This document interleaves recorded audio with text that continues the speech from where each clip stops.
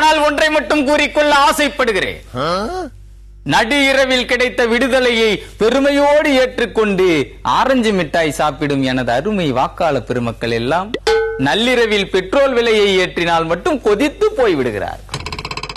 நாட்டில் புகை மூட்டம் அதிகம், போக்குவரத்து நெரிசல் அதிகம் என்று தினம் தினம் ஒரு புகார் வந்து கொண்டே இருக்கிறது. அந்த பிரச்சனைகளை எல்லாம் டீல் செய்யத்தான் இந்த இடிதாங்கி டேங்கர் லாரியின் மீது கை வைக்கிறான் என்று வாக்காளர்களுக்கு தெரியவில்லை. 5 மாநில தேர்தல் நடந்து கொண்டிருக்கும் போது என்றாவது இந்த இடிதாங்கி பெட்ரோல் விலையில் லிட்டருக்கு இவ்வளவு என்று ஏற்றி இறக்கினானா என்று சிந்தித்து பார்க்க வேண்டும்.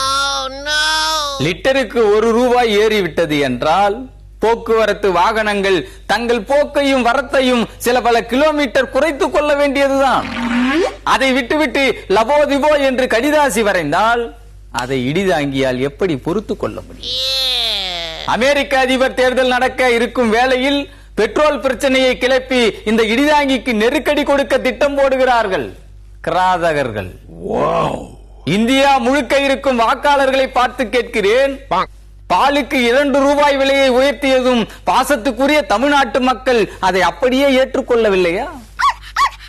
ஏன் எப்போதும் இடிதாங்கிக்கு போட்டியாக அரசியல் செய்வதையே பொழுதுபோக்காக கொண்டிருக்கும் எதிர்க்கட்சிகள் கூட அறிக்கை விட்டால் போதும் என்று வாயில் விரலை வைத்துக் கொண்டு ஒதுங்கிக் கொள்ளவில்லையா? பால் விலை பற்றி எந்த கட்சியும் சத்தமாக கூட மூச்சு விட முடியாமல் பதுங்கி கிடக்கும் போது பெட்ரோல் டீசல் என்று ஒப்பாரி வைக்க நினைத்தால் அது தேச துரோகம் அல்லவா? ஒவ்வொரு நாளும் இந்த நாடு வளர்ச்சியை நோக்கி பீடு நடை போட்டுக் கொண்டிருக்கிறது. நள்ளிரவில் பெட்ரோல் டீசல் விலை அமலுக்கு வரும்போது நாடும் நள்ளிரவிலேயே வளர்ச்சி அடைந்து விடுகிறது. 50 பைசாவோ அல்லது 1 ரூபாயோ ஒரு பொருளின் விலையும் இரவோடு இரவாக கூடுவதற்கு பெட்ரோல் தான் விலையை ரூல் பண்ணுகிறது என்பதை புரிந்து கொள்ள வேண்டும்.